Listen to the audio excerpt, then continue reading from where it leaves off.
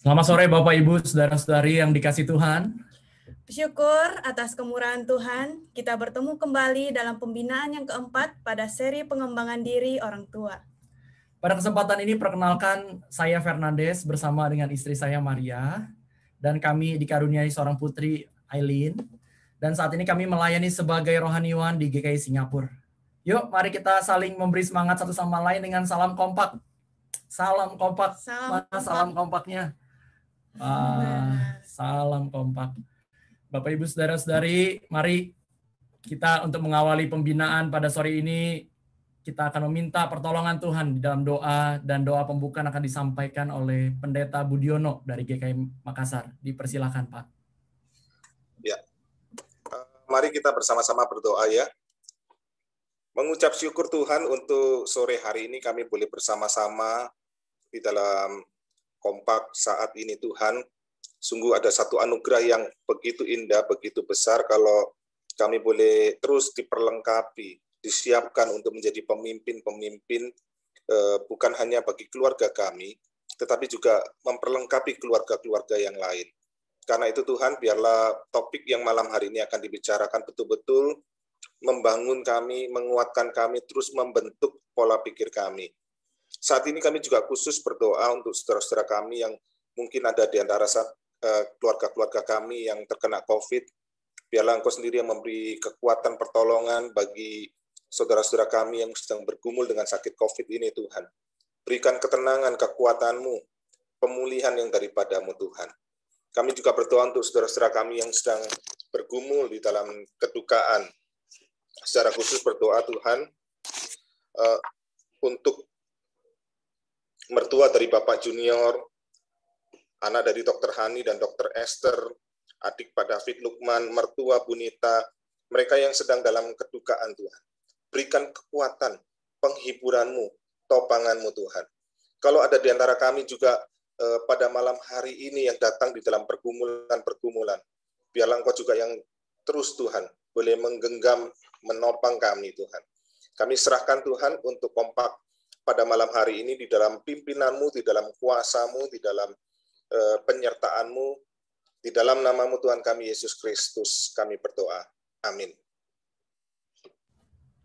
Terima kasih Bapak Pendeta Budiono yang telah memimpin kita dalam doa.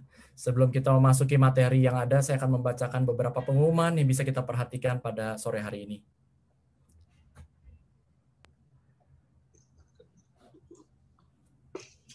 Ya, yang pertama adalah pengumuman untuk materi kompak akan dibagikan melalui WhatsApp grup masing-masing yang akan disiarkan oleh fasilitator dari gereja Bapak Ibu Saudara sekalian.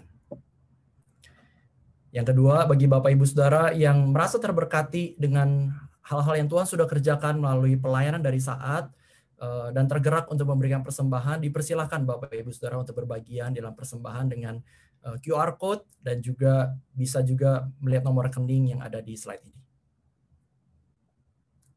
Selanjutnya, Bapak Ibu Saudara, Yayasan Saat juga bekerja sama dengan seluruh konselor-konselor yang ada dengan membuat Halo Konselor. Dan kita tahu dengan keadaan yang tidak mudah saat ini, biarlah pelayanan boleh menjadi berkat. Bapak Ibu yang tahu seseorang yang membutuhkan bisa membagikan hal-hal pelayanan ini kepada mereka. Selanjutnya, pada setiap hari Minggu jam 9 sampai 9.30 juga ada acara oase, yaitu momen di mana kita kembali boleh disegarkan kembali ya, untuk kita berpacu di dalam kita sebagai terang dan garam Tuhan di tengah-tengah dunia ini. Silakan Bapak Ibu join 9 sampai 9.30 WIB setiap hari Minggu. Dan bagi setiap kita yang mempunyai anak usia 4 sampai 12 tahun, dibuka sebuah kesempatan untuk anak-anak belajar Alkitab bareng, asik seru, namanya Babas. Bapak Ibu Saudara bisa join, ajak anak-anaknya untuk belajar Alkitab bareng.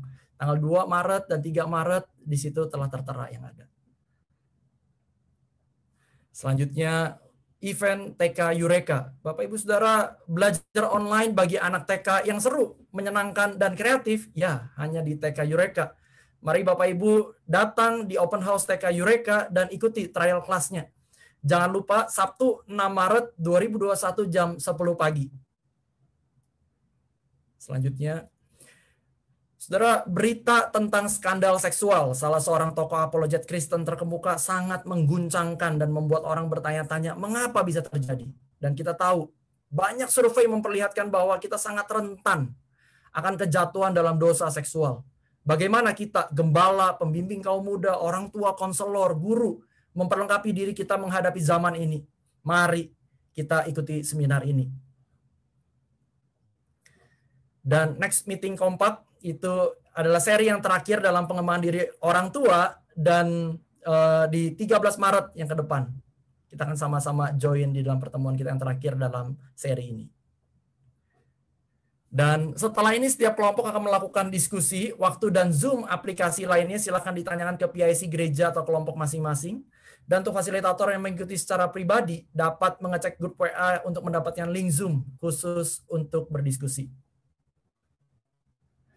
Dan Bapak Ibu Saudara sekalian, tibalah kita akan mendengarkan materi dari kedua pembicara kita pada hari ini. Yang pertama adalah Bapak Pendeta Daniel Tanu Saputra dan istri, yaitu Ibu Eva. Bapak Saudara, Pendeta Emeritus Daniel Tanu Saputra menempuh pendidikan teologi di Swiss dan Jerman. Pendidikan terakhir di bidang marriage and family counseling di Denver Seminary, Colorado, USA. Dan sejak tahun 1986 menjadi dosen di STT Saat. Pada tahun 2018 menjadi dosen emeritus paruh waktu. Setahun sebelum menjadi dosen Saat, tahun 1985-nya beliau menikah dengan Ibu Eva Tanu Saputra Sittler dan dibawa ke Saat tentunya. Dan Ibu Eva berasal dari Switzerland. Beliau menempuh pendidikan perawat dan teologi di Switzerland dan juga mengikuti kuliah Marriage and Family Counseling di Denver Seminary. Bersama dengan Pak Daniel, Ibu Eva melayani dalam bidang konseling di Pastorium Saat Malang dan juga di Marriage and Family Life Ministry di International Christian Assembly ICA Surabaya. Pak Daniel dan Bu Eva telah dikaruniai 2 orang anak yang telah berkeluarga dan juga telah memiliki 3 orang cucu. Langsung saja waktu selanjutnya diberikan kepada Pak Daniel dan Bu Eva. Selamat sore, selamat malam rekan-rekan Kompak. Saya excited sekali melihat rekan-rekan begitu semangat dan tetap bukan hanya bertahan, tetapi betul-betul excited dengan Kompak ini. Bersyukur kepada Tuhan, Tuhan pakai Pak Christian dan Ibu Anne dan rekan-rekan yang lain banyak di belakang layar ini yang memungkinkan selalu terjadinya Kompak ini, dan kita ingin bersyukur untuk mereka. Terima kasih untuk kesempatan kami juga boleh membagi pada sore hari ini. Sudah, kalau kita berbicara mengenai spiritual companionship ini, khusus di marriage, kesan kami pertama, hampir setiap kali dalam persiapan kami merasakan, masih banyak hal yang masih bisa kita lakukan atau kami berdua lakukan, walaupun pernikahan kami sudah sekian lama dan kami tidak ada lagi anak, tidak ada cucu di tempat, kami berdua berapa jauh keintiman secara spiritual ini kami rasakan masih banyak yang bisa dilakukan begitu. Yang saya rindukan di dalam perbincangan kita sore hari ini, karena setiap kali kalau kita dengarkan khotbah tentang doa, tentang baca firman atau kedisiplinan rohani, akhirnya kita menimbulkan rasa bersalah, rasa malu. Oh iya, kami seharusnya melakukan ini. Atau bolong-bolong. Atau sebagian merasa itu menjadi satu beban. Begitu. Saya tidak harapkan itu. Kami rindukan sore ini justru nanti dalam diskusi dan fasilitator yang akan mendampingi saudara. Saudara berani just do it. Berani untuk langkah-langkah kecil yang dibuat dan tidak membuat frustrasi setelah mendengarkan obrolan kita pada sore hari ini. Itu doa saya atau doa kami untuk hal ini. Tentunya hal yang kedua, catatan saya, di tengah-tengah kita tidak bisa berbakti secara fisik, secara sosial, tidak ada ritual gerejawi, sementara paling tidak kita merupakan tantangan bagaimana kita bisa menghadirkan gereja di tengah keluarga kita, dengan salah satunya adalah kedekatan secara spiritual ini. Ya, saya mulai, saudara, ayat Alkitab dari Efesus 5 ayat 31, sebab itu seorang laki-laki akan meninggalkan ayah ibunya untuk bersatu dengan istrinya, dan keduanya akan menjadi satu. Sudah kita melihat ayat ini begitu konsisten sekali dalam Alkitab, dari Kejadian 2 ayat 24, Markus 10, kemudian juga Matius 19 yang Yesus kutip, dan Paulus mengutipnya kembali. Jadi desain permulaan dari pernikahan adalah seorang laki-laki dengan seorang wanita di sini yang bersatu dengan istrinya. Keduanya menjadi satu merupakan satu proses. Sekaligus untuk kesatuan tadi penuh dengan tantangan. Banyak yang memisahkan kita di antara setelah kita menikah. Ya, kalau tidak anak, pekerjaan, karier, pelayanan bahkan, sehingga itu semua merupakan satu excuse relasi kita satu dengan yang lain untuk tetap bisa lekat secara spiritual. Yang saya perhatikan tidak sedikit juga di saat pada waktu persaatan mereka dating, mereka sama-sama baca Alkitab, baca sama bentuk bagian yang mereka baca, mereka share tentang hal itu. Saya agak ragukan setelah mereka masuk pelayanan, apakah mereka masih lakukan akan hal itu. Tetapi ini bukan ingin membuat saudara untuk bersalah kembali, tetap bagaimana untuk kita bisa keduanya menjadi satu, bukan hanya secara material, mungkin di sini sosial, intelektual, atau emosional, tetapi secara spiritual ini. Saudara, di dalam Filipi 2 ayat 1 dikatakan, kalian kuat karena kalian bersatu dengan Kristus. Ternyata fokusnya Christ-centered marriage itu. Pernikahan yang berpusat di dalam dan melalui Kristus, yang menjadikan Kristus kepala keluarga kita, itu yang akan menjadikan kita kuat dan bersatu.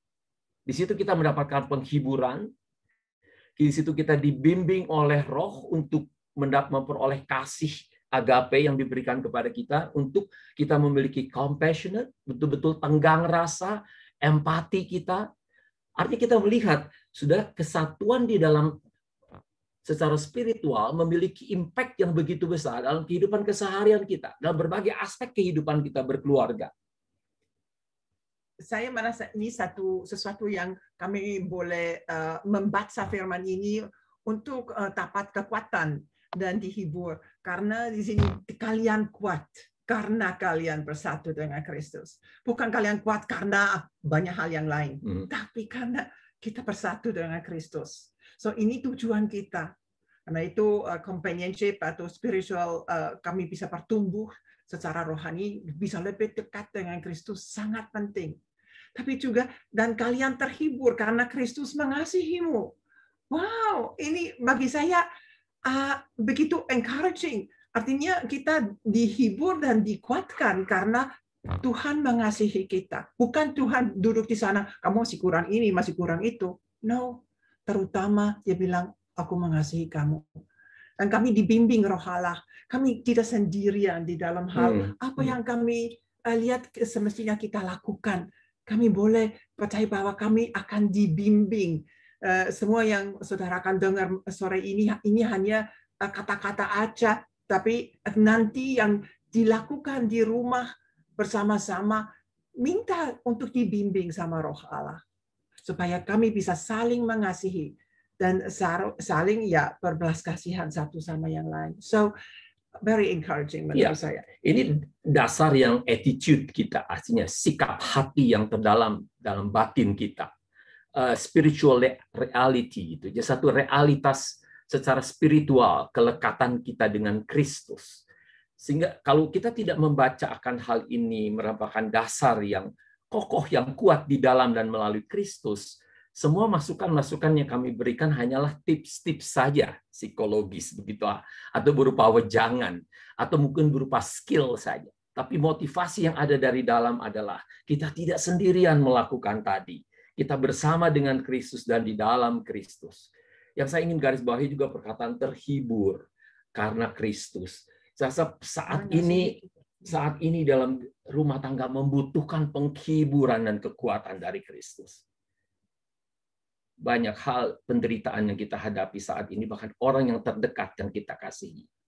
Keseharian demi keseharian kami dalam counseling melihat, kalau tidak ada dasar Kristus ini, pernikahan mereka dalam konflik maupun perceraian atau sekarang dengan separation mereka yang kami dampingi selama di dalam COVID ini, memang tidak ada lagi dasarnya yang mempersatukan mereka.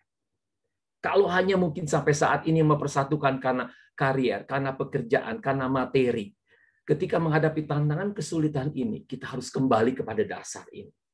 Saya ingin sejak semula kita merupakan dasar spiritual, ini penting sekali menurut saya. Realita. Ya. Namanya dasar. Memang ini satu sangat penting. Iya. Pertanyaan, apakah sudah merasa sulit untuk menyambung secara rohani dengan konsisten dalam pernikahan saudara? So, ini mungkin waktu saudara membaca topiknya yang akan dibahas sore ini, mungkin sudah ada pertanyaan atau ada rasa kita masih kurang, atau saudara merasa memang kita semua sudah semua dilakukan. Nah, kami juga ingin bedakan antara mesbah keluarga dengan spiritual companionship, satu pasangannya hanya pasangan saja. So, bisa saja di dalam keluarga saudara, mesbah keluarga di mana sekeluarga membaca firman Tuhan atau berdoa bersama, ini sudah jalan. Tapi ini tidak bisa menggantikan kita hanya berdua bertemu satu sama yang lain. Karena apa yang kami bisa bahas, apa yang di mana kami bisa terbuka mengenai topik apa, tentunya akan berbeda kalau kita bersama dengan anak-anak atau kita hanya berdua. Ya. Kita sadar benar rintangan dalam mengalami kesatuan secara spiritual ini. Karena realita yang Tuhan inginkan, kita melekat dengan Tuhan, melekat dengan pasangan untuk menjadi satu kesatuan. Mungkin aja salah satu contoh yang kita pikirkan tidak ada contoh dari keluarga asal. Memang kita tidak punya model untuk hal itu. Artinya juga sebaliknya, apa yang sudah lakukan sekarang akan jadi model juga bagi anak-anak saudara. Ternyata papa mama lakukan ini, oh papa mama ambil waktu ya satu dengan yang lain ya. Itu akan dilihat, saudara, dari ujung rambut sampai telapak kaki saudara, begitu ya. Kita tahu persis kita tidak bisa hanya mengajarkan anak kita berdoa kalau kita tidak berdoa. Kita tidak bisa mendidik anak kita untuk membaca firman kalau kita tidak membaca firman, gitu ya. Jadi bukan hanya sekedar kegiatan berdoa, kegiatan membaca Alkitab, tapi kita ingin menjadi pembaca Alkitab dan pendoa. Ya. Sudah contoh yang dapat sudah lakukan. Jadi apa yang sudah lakukan berdua ini pun investasi warisan yang akan diberikan kepada anak-anak sudah di kemudian hari. Atau mungkin kesibukan yang itu menjadi alasan yang sering kali terjadi. Dan memang baca saja itu di dalam pernikahan kita ada fase-fase gitu. Sekarang kita di dalam fase kita sudah kita berdua maksud kamu ya? Oh iya, kita berdua di dalam fase yang tidak ada anak di rumah, nggak ada siapapun selain suami saya sama saya. So kita bisa mengatur waktu, apalagi sekarang kegiatan semua dari rumah, work from home. Kita ada 24 jam bisa dibilang 24/7 kita ada di rumah. So ini sangat berbeda dengan mungkin papa ibu yang sekarang justru begitu ramai di rumah. Dan selalu ramai karena mungkin papa dan ibu masih kerja dari rumah.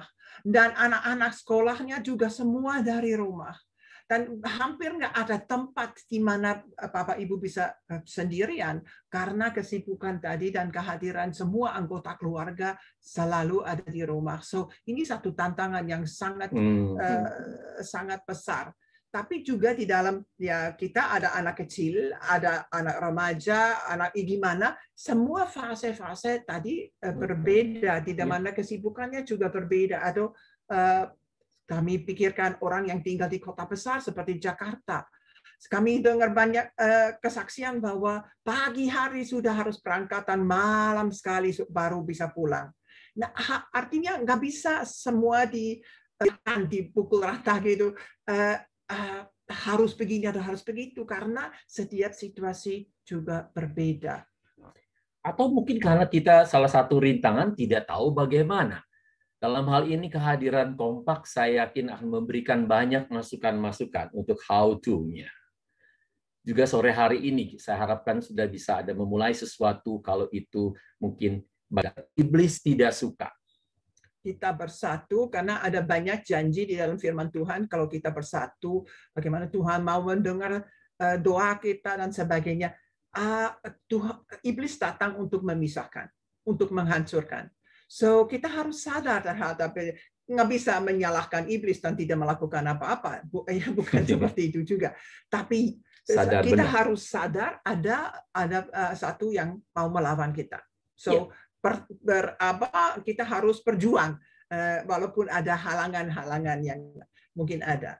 Ya, masalah spiritual tentunya ada spiritual warfare, peperangan rohani yang harus ada sekali dari Efesus pasal 6 ayat 12. Kita perlu sekali untuk diperlengkapi oleh perlengkapan yang spiritual sifatnya. Bukan hanya dengan sekedar kebiasaan atau hal yang religius atau agamawi sekedar.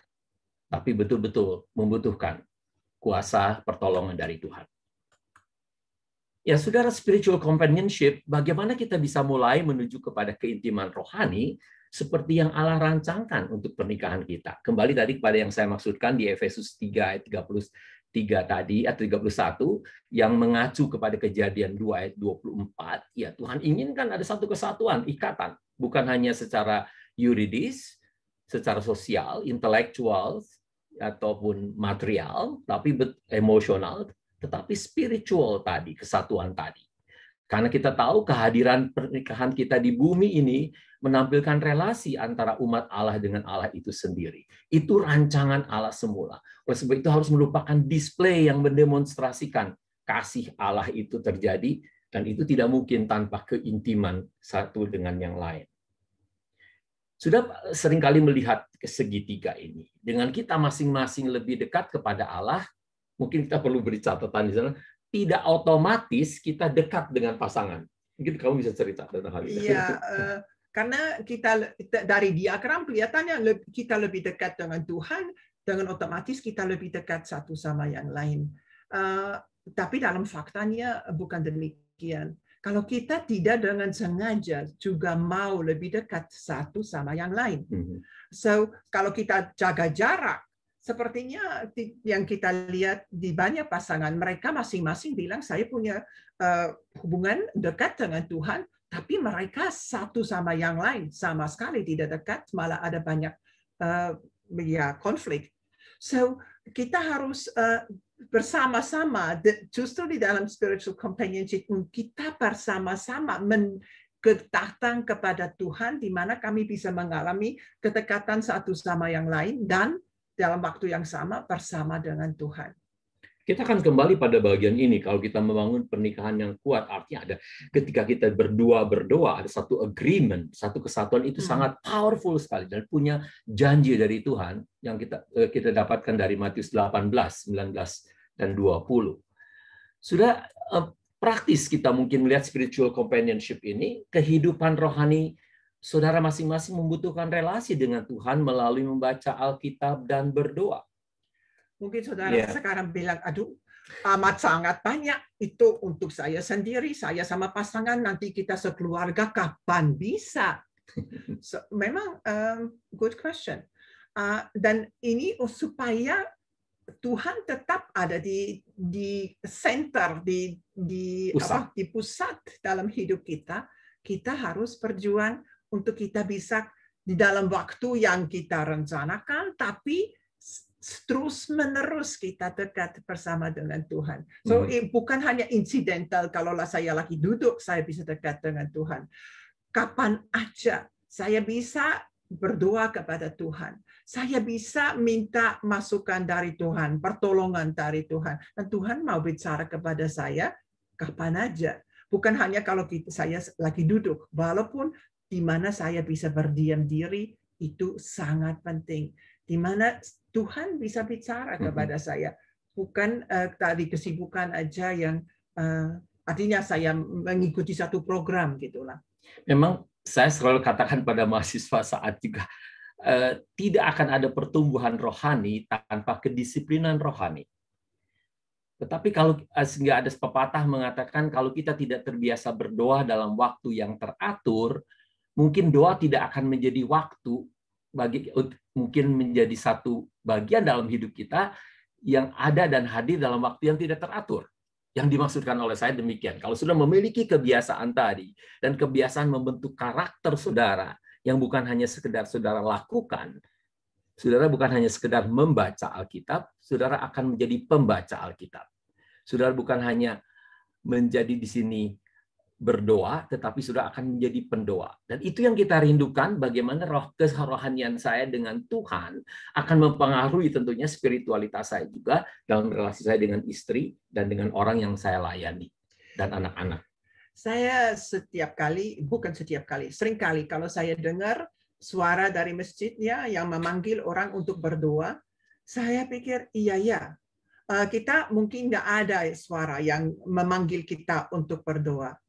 Tapi rutinitas yang mereka ikuti, ya mungkin nggak setiap orang, tapi ini juga bisa menjadi satu contoh di mana kita pikir, ya masa kita tidak akan melakukan sebisa-bisanya supaya kita bisa dekat dengan Allah yang kita kenal. Allah yang mengasihi kita, Allah yang sudah kita tahu menebus dosa kita dan sebagainya. So, dari kasih saya kepada Tuhan, saya juga mau melakukan yang menunjukkan kasih saya kepada Dia. Kita ingat waktu kita jatuh cinta, kita cari waktu, ya. Gimana kita bisa untuk ngobrol, untuk bisa ketemu dan sebagainya. Kita juga di dalam hubungan kasih kita bersama dengan Tuhan untuk kita cari waktu. Saya mau dekat, saya mau dengar, saya mau bisa cerita, dan saya mau belajar dari Dia. Ya, kembali kalau kita mengingat dalam Ulangan pasal yang ke-6 ayat 1 sampai dengan 3, di situ kita minta untuk taat kepada peraturan dan perintah-perintah Tuhan. Tapi ayat 4 dikatakan Shema Yisrael, betul-betul dengarkanlah Israel, untuk kita mengasihi Tuhan dengan segenap hati kita, dengan segenap akal kita, dengan segenap kekuatan kita. Artinya seluruh keberadaan kita dasar untuk mentaati kebenaran firman Tuhan, tidak lain hanya dari kasih kita sebetulnya, ungkapan kita kepada Allah. Sudah dalam perjanjian lama, merupakan satu ungkapan kasih. Oleh sebab itu Shema Israel selalu mengumandangkan kita untuk mendengarkan, untuk kita mengasihi Tuhan. Jadi semua segala kegiatan kita lakukan harus didasari oleh ungkapan kasih kita kepada Dia. Kalau tidak, kita masuk lagi dalam legalistik ataupun kembali dikuasai oleh lebih Taurat daripada oleh kebenaran Injil itu. Sudah kedua, apa yang merupakan bentuk atau format untuk spiritual companionship? Saya rasa perlu kita berbicara sedikit tentang ini, ya. Ya, bersama berdoa dan membaca Alkitab dalam waktu yang ditentukan atau secara spontan. Sudah mungkin harus membicarakannya dengan pasangan di mana celah waktu yang saudara bisa menemukannya bersama. Tadi seperti kamu ungkapkan, selama COVID ini, yang terutama mereka anak-anaknya di rumah, pendidikan, bekerja di rumah, tidak mudah. Tapi sudah harus tentukan secara intentional, dengan sengaja. Ya. Iya, saya merasa untuk kita cari waktu. Kita harus realistis. Oke, kalau kita pikir kita bisa setiap hari, tapi faktanya tidak memungkinkan, tidak berarti kita mengabaikan semuanya. Tapi kita coba di mana kita bisa. Dan saya masih ingat anak kita masih kecil, kita merencanakan sesuatu dan akhirnya nggak bisa melaksanakan karena ada sesuatu yang terjadi sama anak-anak dan saya harus mendampingi mereka. So, kita boleh realistis, kapan bisa. Kalau misalnya malam hari, anak-anak sudah tidur, kenapa enggak? Kita ambil waktu. Seperti menutup harinya bersama-sama. Bagi saya itu sesuatu yang dimana kita juga bisa melepaskan beban-beban semua yang ada dari hari ini, atau malah untuk apa yang kita pikirkan nanti harus kita kerjakan hari depan. So, ini bisa jadi satu kemungkinan kalau pagi-pagi memang ada anak yang sudah bangun jam 5 ya, dan sudah harus mempersiapkan makanan dan sebagainya. So, be realistis. Atau dua pribadi yang berbeda. Kamu lebih night person, saya lebih morning person. Kalau saya mulai setengah 10, jam 10, saya sudah mulai ngantuk, dia masih live. Kalau pagi-pagi, kami masuk. Ya, saya nggak terlalu live pagi gitu. Tapi ya terpaksa kita harus cari waktu ya di mana kita. Iya, dan waktu anak masih kecil dan saya harus bangun pagi-pagi, ya harus bangun pagi waktu saya jadi kerja sebagai perawat, ya saya harus jam 6 harus sudah ada di rumah sakit, ya harus bangun pagi. Nggak ada pilihan. Tapi kita kalau kita mau ada waktu bersama, carilah waktu. Dan kalau ada, kita bantu satu sama yang lain. Mungkin di rumah tangga harus bantu satu yang istri belum selesai, mungkin papa yang hadir bilang, ayo saya bisa lakukan itu, kamu bisa selesaikan itu, kita nanti bisa ada waktu sedikit untuk duduk bersama, untuk ngobrol, untuk berdoa, dan juga baca firman Tuhan bersama. Ya, saya ingin mungkin nanti dari Q&A ada pertanyaan. Saya rasa ini bentuk yang perlu dibicarakan, bisa sangat individual sekali. Sangat, dari ya. satu keluarga dengan keluarga yang lain bisa berbeda. Tidak perlu terlalu legalistik dan kaku. Dalam hal ini saya rasa penting sekali. Dan kembali, tidak merasa bersalah atau merasa malu di sini, tapi kita ingin mendorong satu dengan yang lain untuk bisa menemukan bentuk yang Bapak Ibu bisa cocok atau sepakat. Ya, bagaimana melakukannya, saudara? Inilah waktu untuk memang membagikan pergumulan dan berkat. Ya, saya merasa ini kita sebagai pasangan juga perlu waktu di mana kita bisa sharing. Mungkin kebutuhan sharing kita nggak bisa semua untuk waktu di mana kita mau berdoa bersama dan baca firman Tuhan. Tapi ada hal tertentu yang kita mungkin ada di hati kita yang di mana kita mau membawanya juga kepada Tuhan bersama-sama. Untuk kita siap untuk mendengar apa yang lagi menjadi pergumulan pasangan. Dan mungkin ada yang lebih gampang sharing, ada yang enggak terlalu. Untuk kita mengizinkan, kita bisa mungkin ya dalam doa membawa bersama-sama di depan Tuhan. Dan sangat pentingnya di dalam hal ini juga untuk kita mengingat apa yang kita dapat, yang kami bisa rayakan. Kita bisa berikan syukur kepada Tuhan. Ada banyak hal yang membebani kita. Tapi justru kalau kita melihat apa yang Tuhan berikan kepada kita, walaupun ada banyak kesulitan, Tuhan bilang, saya mau menyertai kamu di dalam kesulitan. Untuk kita bersyukur, Tuhan tidak pernah meninggalkan kita. Dan banyak hal yang lain. Ini satu waktu di mana dibentuk sama Bapak Ibu, sesuai dengan mungkin juga kepribadian yang masing-masing agak berbeda. Carilah bentuk di mana Bapak Ibu bisa merasa, ini menolong saya untuk kami bisa bersama-sama membawa hal dari ke Tuhan, tapi juga mendengar dari Tuhan melalui firman Tuhan. Saya rasa penting sekali di sini untuk membicarakan bahwa spiritual companionship bukan hanya komponen spiritual tadi, tetapi justru secara emosional kita connected. Artinya kerasa nyaman, aman untuk juga mengutarakan perasaan-perasaan mungkin yang kita nggak sepakat mungkin dengan pasangan kita, tetapi kita tahu ini tempatnya yang safe, yang aman untuk kita bisa bukannya membicarakan kita berdua, tapi kita bersama-sama membicarakannya itu kepada Tuhan. Saya rasa kita tidak membiarkan kesulitan itu di antara kita atau hanya dalam kita, tapi kita tahu kita berdua menyerahkannya kepada Tuhan. Dan itu justru yang kita harus lakukan di Filipi 4, itu dibilang untuk kita serahkan segala kekhawatiran kita kepada Tuhan. Bukan hanya menunjukkan, tapi serahkan. Justru di sana kita boleh memperoleh damai sejahtera yang kita butuhkan. Ya, saya ingin menyelipkan juga di sini, saya rasa penting kita tidak menspiritualisasikan kalau kalau gitu kita tutup dalam doa lah gitu ya. Artinya untuk mengakhiri pertemuan. Mungkin aja karena saya nggak siap lagi dengar dari pasangan, kita menutupnya dalam doa. Itu menjadi kadang-kadang, maafkan, jadi kelemahan kita sebagai pendeta nih. Kalau kita udah nggak siap dengar lagi, boleh nggak saya tutup dalam doa? Padahal saya udah nggak siap dengar lagi apa yang ingin diungkapkan mungkin. Nah, ini penting sekali, saudara, di sini kita memberikan waktu, atau kalau sudah tidak siap mendengar, beritahukan saat itu. Sudah terlalu capek, kita bertunda untuk hari berikutnya. It's okay.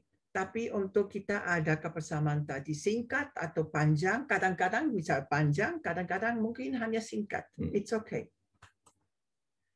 Ya, saudara, spiritual companionship ini, persahabatan rohani memerlukan keberanian untuk tampil otentik. Kembali tadi, ungkapan pertama, keduanya menjadi satu, artinya saya boleh ada sebagaimana saya ada. Mengungkapkan saya dengan kelemahan saya tanpa harus dihakimi, dipojokkan. kelebihan saya ketika saya mengungkapkannya, saya tidak dianggap sombong, tapi otentik. Otentik saya boleh apa adanya. Sudah bisa bayangkan tidak sedikit pasangan yang satu dengan yang lain saling menutupinya, walaupun kita tahu ada something wrong, gitu, ada sesuatu di dalam. Karena mungkin ada juga kita takut kita tidak diterima dan kita dikritik misalnya, kita dihakimi. Dan itu akan menghindar untuk kita bisa dekat satu sama lain, karena kalau saya takut saya dihakimi, dikritikan, saya akan ambil jarak. Saya tidak mau dekat karena itu melukai saya. So kita untuk menciptakan suasana situasinya di mana kita bisa terbuka tapi dengan penuh kasih. Yeah. Saya dengan tujuannya saya mau dekat dengan kamu. Ya, spiritual companionship tidak bisa dilepaskan memang dari emotional, kelekatan secara emosional, kedekatan untuk bisa saya mengungkapkan kebutuhan saya, kekhawatiran saya mungkin. Hanya dengan itu kita bisa otentik. Kalau enggak, kita hanya merupakan satu bentuk saja kebersamaan di dalam berdoa dan membaca firman. Dan ini bukan satu exercise. Artinya ya kita lakukan, udah titik, udah kita bisa tidur. Bukan. Ini yang paling pentingnya untuk kita bisa berhadapan dengan Tuhan. Dan kita merasakan dan mengalami kehadiran Tuhan di dalam situasi kami. Ya, sudah kadang-kadang pertanyaan yang bukan hanya terstruktur atau mungkin ada waktu dalam waktu yang tertentu, tetapi secara spontan dalam keseharian kita. Saya rasa penting sekali untuk bertanya kadang apa yang saya bisa doakan untuk kamu hari ini. Kamu pergi kantor, rupanya cukup banyak yang harus kamu kerjakan. Ada nggak pokok doa yang bisa aku doain? Itu ya. Kamu hari ini apa saja dari to-do list yang kamu mau lakukan mungkin? Atau kita mau terima hasil lab, atau kita pergi ke dokter. Karena spontan hal yang kecil. Saudara, itu justru memberikan perekat-perekat di dalam kehidupan kita yang mungkin lebih terstruktur. Tetapi di dalam hal yang spontan tadi, menceritakan dan membagi, dengan kita bisa berdoa bersama. Saya merasa itu satu kebiasaan yang kalau kita belajar dilakukan satu sama yang lain, kita nanti juga akan melakukannya bersama dengan anak. Artinya saya bisa tanyakan kepada anak. Artinya saya bisa men-sharingkan sesuatu dengan anak yang saya alami bersama dengan Tuhan. Atau tadi saya pergi sana ada ini sesuatu yang menyenangkan untuk di-sharingkan supaya jadi hiburan bagi pasangan atau bagi anak juga. So, tapi mulai dengan kita satu sama yang lain, yang kita sharingkan bukan hanya beban, tapi juga hal-hal yang kita alami yang menyenangkan hati kita, sesuatu yang kami baca sendirian di dalam saat teduh kami yang tadi saya baca ini itu saya sangat mungkin ditegur atau saya teringat lagi atas satu kebenaran yang sangat menguatkan. Sharingkan. Ya, kita mulai dari tahun ini membaca dari Kejadian setiap hari 4 pasal dari Kejadian, kemudian dari surat kitab Nehemia kita mulai, kemudian Injil, kemudian ada plan gitu ya. Itu ada untuk membaca Alkitabnya dalam 1 tahun. Dan kita pilih untuk melakukan program yang sama gitu. Untuk setiap hari kita baca bukan bersama sendiri-sendiri dalam waktu yang berbeda-beda, tapi ada aja yang kami baca yang tadi kamu baca ini itu gitu. Artinya ada aku belum baca gitu ya. Tapi ada yang kita bisa sharingkan bersama-sama. Dan itu kami merasakan sekali di dalam hal ini ada satu kebersamaan karena kita lagi baca hal yang sama di dalam waktu yang sama. Ya, sudah, just do it. Saya ingin kita mendorong betul-betul untuk berani melakukan langkah-langkah kecil. Jadi buatlah satu rencana yang nyaman untuk saudara berdoa dan bagaimana saudara akan mencari Tuhan bersama. Dan mulailah. Start. Bisa 5 menit, 5 menit. 2 menit, 2 menit. Begitu ya. Jangan, kalau nggak 10 menit, nggak setengah jam gitu. Tapi kalau 2 kali 2 menit, 2 kali 5 menit, mungkin dari kespontanan tadi sudah melihat Dan mungkin ya dibicarakan bagaimana, apakah kami mau pakai renungan atau kami mau pakai firman Tuhan. Mungkin kita baca satu Injil bersama-sama dari A sampai ke Z, itu kita setiap hari kita baca mungkin satu pasal atau gimana gitu bersama-sama supaya kami bisa belajar dari firman Tuhan lebih banyak. So mungkin harus cari ya, dan tidak selalu sama, bisa juga ganti. Tapi pentingnya untuk coba melakukan sesuatu dan di sana bisa melihat mungkin perlu fleksibilitasnya. Di mana mungkin sekali-sekali nggak bisa, nggak apa-apa gitu. Tapi kita bukan hanya melepaskan semua, tapi kembali lagi untuk meneruskan yang kita lakukan. Ya, karena prinsip yang kecil, yang begitu sederhana yang kita pakai sebetulnya kepada seperti pada mesbah keluarga juga, yaitu KISS, KISS begitu ya. Keep it simple and short. Kadang-kadang ada waktu yang memang simple, membuka satu ayat, membuka hati kita, membuka kita dalam doa. Karena ada bentuk yang kecil seperti itu pun menolong, kadang-kadang terstruktur seperti itu. Atau kita betul-betul hanya ingin mengucap syukur untuk satu hal. Atau ingin waktu menyembah Tuhan. Kadang-kadang kita ambil waktu untuk melihat kebesaran Tuhan. Bukan hanya minta atau pokok-pokok doa saja.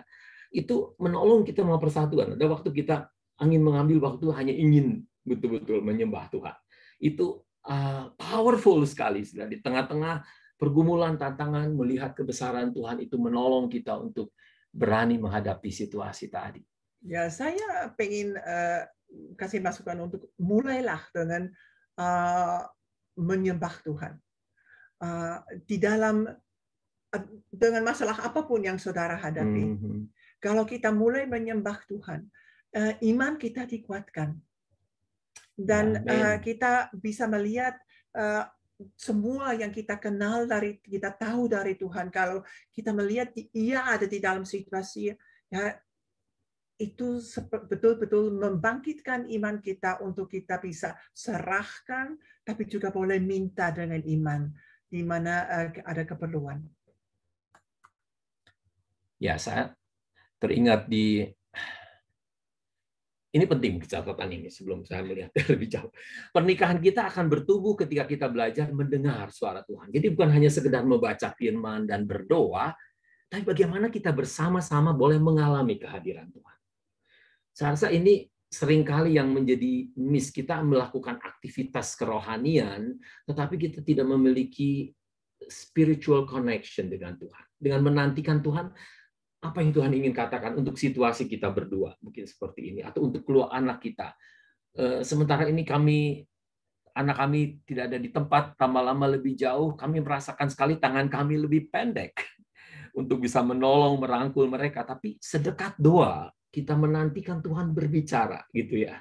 Dan itu yang untuk masa depan anak kita, cucu kita, ataupun ya tantangan yang mereka hadapi, mengalami kehadiran Tuhan dalam hidup kita bersama. Sudah spiritual companionship di sini. Ini yang merupakan juga tantangan yang iblis pakai betul-betul untuk menggagalkan kita. Ya, sudah tahu gadget. Gadgetnya itu sesuatu yang kita betul lagi dan lagi harus belajar untuk kita menguasai gadget dan bukan gadget menguasai kita. Kalau gadget kita menghalangi kita hubungan kita dengan Tuhan atau menggantikan hubungan kita dengan Tuhan. Artinya kita begitu lengket dan dekat dengan gadgetnya daripada dengan Tuhan. Ini sudah tanda awas besar yang kita harus betul-betul melepaskan gadget kita. Kalau ada saudara terbiasa untuk membaca firman Tuhan dari gadgetnya, hati-hati untuk tidak langsung membaca message dari WA atau dari mana saja atau kabarnya yang semuanya ada di satu tempat. Karena itu kalau ini menjadi cobaan untuk saudara, tinggalkan HP, dibalikan, nggak bisa lihat layarnya, nggak ada suara, nggak ada getaran, dan pakai firman Tuhan yang ada bukunya, supaya kita tidak ada tertarik untuk tekan di mana-mana, tapi untuk kita betul-betul baca firman Tuhan dan kita fokus kepada Tuhan. Oke, kita mungkin harus seperti ambil langkah yang menolong dan mendukung untuk kita tidak tertarik untuk membaca semua yang lain yang ada di handphone kita daripada firman Tuhan. Ya, kemalasan, stres, tidak ada waktu selalu merupakan excuse. Kita kembali dalam Efesus 4 ayat 22 ayat 24, meninggalkan manusia lama, yaitu yang lebih tertarik kepada keinginan diri sendiri, hawa nafsu kita, kenikmatan yang sesaat. Di sini perlu untuk kembali konsentrasi kita puas dengan Tuhan dan bersama dengan Tuhan. Saudara, ini perjuangan, tantangan yang kita semua hadapi dalam hari ini. Ya. Mungkin kita harus saling mendukung untuk kita bukan hanya. Anak-anak memperingati juga, karena memberitahukan lebih baik nggak semudah itu. Jaga diri sendiri dulu sebelum kritik orang lain. Tapi untuk kita kasih dorongan untuk kita bisa bersama-sama, kita bisa berjuang di dalam hal untuk kita ada waktu bersama-sama dengan Tuhan dan dengan firman-Nya. Ya, saudara, yang kedepan di sini, kalau sudah belum terbiasa untuk berdoa bersama atau berdoa bersuara, mulai dengan doa yang singkat tentang hal yang sederhana seperti doa sebelum makan. Nah, saya pernah mendengar dari seorang bapak yang sulit, dia tidak mau berdoa, saya tidak tahu apa sebabnya. Salah satunya mengatakan bahwa dia tidak bisa berdoa karena memang nggak bisa indah dengan kata-kata seperti Bapak Pendeta ini dan itu begitu, atau merasa malu dia berdoa. Kata-kata saya. Nah, ini sudah penting sekali untuk belajar dengan satu kalimat. Saya yakin kompak akan membantu. Saya tadi mendengar dari fasilitator juga berdoa, berucap syukur untuk apa yang sederhana sifatnya. Sudah spiritualitas kita yang lebih natural, lebih natural, itu akan betul-betul membuatkan keotentikan dari spiritual tadi. Gitu ya. Oh, jadi Tuhan tahu pikiran kita sebelum kita mengungkapkannya. Dia Allah Papa kita bisa bicara seperti anak. Anak fasih dalam semua hal? No, nggak usah. Papa mau mendengar. Dan untuk kami bisa bicara bagaimanapun, asal kita bicara dengan hormat kepada Allah Papa kita. Dan kita juga bisa mengungkapkan kasih dan bisa merasa kita di dalam hubungan yang saya bisa. Kalau saya bicara sama suami saya, apakah saya pilih-pilih kata yang seindah mungkin? No. Saya bicara apa adanya, kita bisa terbuka, kita bisa persis seperti itu, kita bisa bicara dengan Tuhan. Sudah penting di sini untuk kalau salah satu dari saudara mungkin nampaknya lebih spontan, lebih mudah untuk berdoa. Kebanyakan ibu kalau Bapak agak sedikit sulit, atau mungkin bisa sebaliknya. Artinya tolong bisa Bapak Ibu bisa saling memberikan dorongan, semangat, daripada mungkin bisa merasa malu di depan anak-anak karena saya tidak bisa berdoa, mama lebih pandai berdoa, begitu ya. Bukan tidak bisa berdoa, kayaknya bisa berdoa seperti kita pikir semestinya kita berdoa. Bicara normal, bicara dengan Tuhan dengan bahasa yang normal gitu. Ya, sudah yang terakhir di sini, bertekunlah dan bersabarlah. Menyediakan waktu dan tenaga pasti sudah harus mengambil secara sadar akan waktu ini. Mencoba dan mencoba kembali. Jangan saudara putus asa. Ya, jangan bilang oh bolong-bolong lagi. Tapi kita sudah melihat, sudah mencoba dan mencoba lagi. Dan tidak bisa tanpa pengorbanan. Memang kalau untuk menyisihkan waktu, ada waktu yang lain yang kurang begitu penting, yang saudara harus mungkin gantikan akan hal itu. Melepaskan sesuatu supaya bisa melakukan ini. Ya. Dan saudara ingat firman Tuhan, tak berkesudahan kasih setia Tuhan. Tak habis-habisnya rahmat-Nya. Selalu baru tiap pagi. Besar kesetiaanmu. Saya yakin Tuhan melihat kita kadang-kadang sudah pikirkan saudara lebih keras terhadap diri saudara sendiri. Tapi kasih Tuhan selalu mengundang saudara setiap saat untuk bisa berelasi dengan Dia dan bersama-sama berelasi dengan pasangan dengan Tuhan. Mungkin sampai di sini dulu. Maafkan mungkin waktunya Ini waktu untuk Q&A. untuk Q&A. Silakan. Terima kasih Pak Daniel dan Bu Eva yang telah dipakai Tuhan memberkati setiap kita pada saat ini. Ada waktu 5 menit yang bisa kita pakai untuk kita bisa diskusi sebentar. Pak Daniel dan Bu Eva ada pertanyaan nih. Yang pertama, bagaimana nih kita bisa tahu atau membedakan kritikan yang membangun atau penghakiman dari pasangan kita? Nah, ini bicara tentang kritik dan yang membangun dan penghakiman. Ya, coba lihat ke hati sendiri. Apakah saya mau menghakimi kamu salah dan saya jadi dalam posisi dari atas ke bawah? Kalau kritikan harus konstruktif, di mana saya membangun, bukan menghakimi. Tuhan bilang hakiman ada ke saya, bukan ke kamu. So kritikannya bagaimana kamu coba seperti ini seperti itu, atau kamu salah, kamu gini. Ya, dua hal yang jauh beda. Satu hal kita mungkin kritikan yang sifatnya menyerang atau saya memberitahukan dengan orang pertama tunggal. Aku merasa, aku pikir, apakah betul dengan pertanyaan. Saya bisa tetap menyampaikan message tadi, masukan mungkin, tetapi tanpa menyerang. Kritikan sering dianggap sebagai satu serangan. Coba ungkapkan dari pikiran dan perasaan saudara. Mungkin itu dulu sementara. Baik. Pertanyaan yang kedua ya Pak, terakhir nih sepertinya waktunya. Yang kedua adalah bagaimana supaya menjadi keluarga Kristen yang tidak legalistik? Karena rutinitas rawan menjadi legalistik, bukan? Kira-kira begitu Pak. Iya, karena itu kita mau hubungan kita bersama satu sama yang lain, juga bersama dengan Tuhan hidup. Artinya bukan dari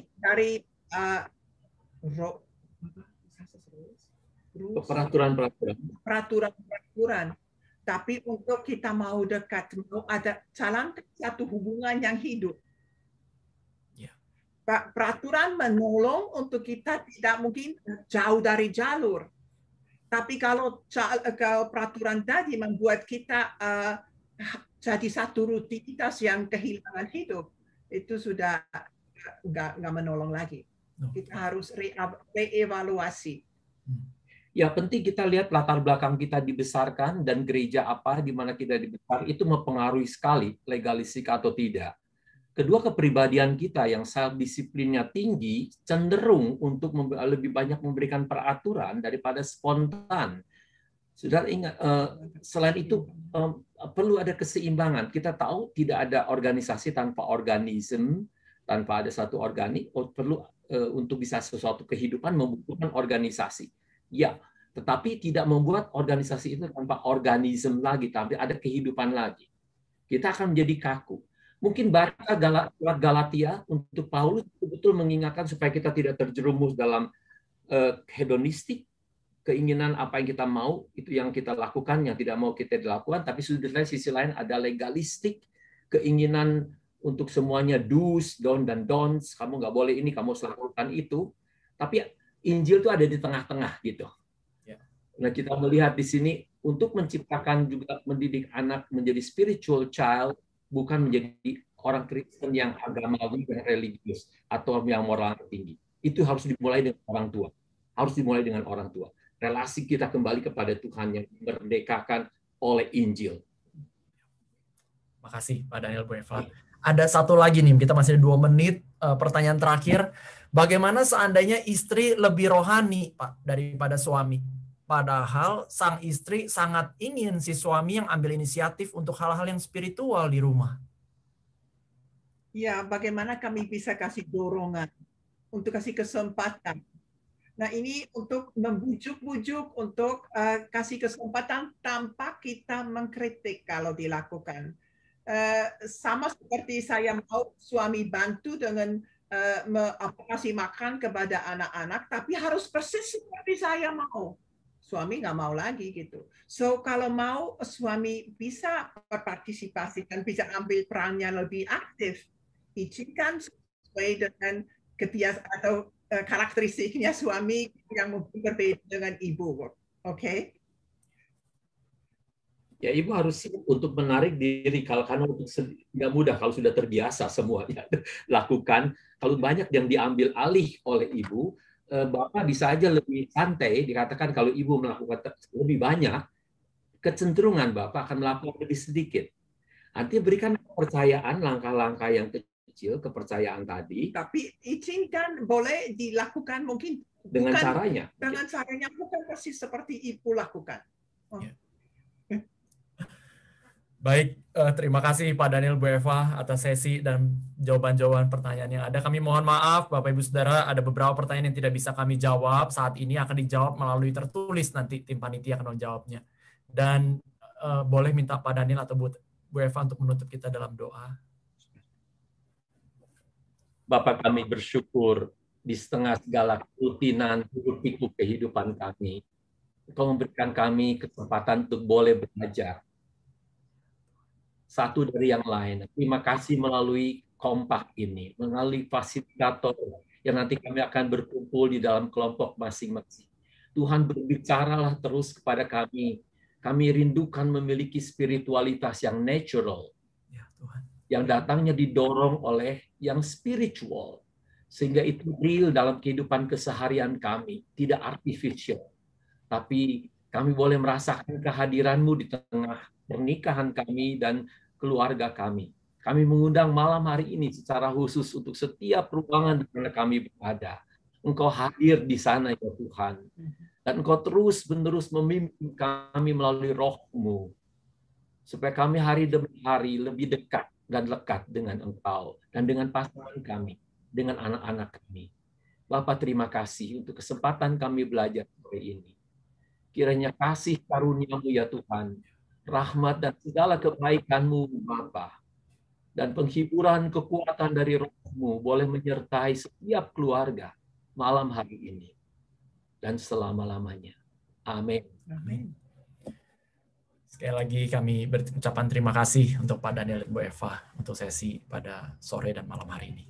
Bapak Ibu Saudara, demikianlah sesi kelompok besar hari ini. Dan saat ini Bapak Ibu dipersilakan untuk meninggalkan ruang meeting ini untuk melanjutkan diskusi dengan kelompok masing-masing.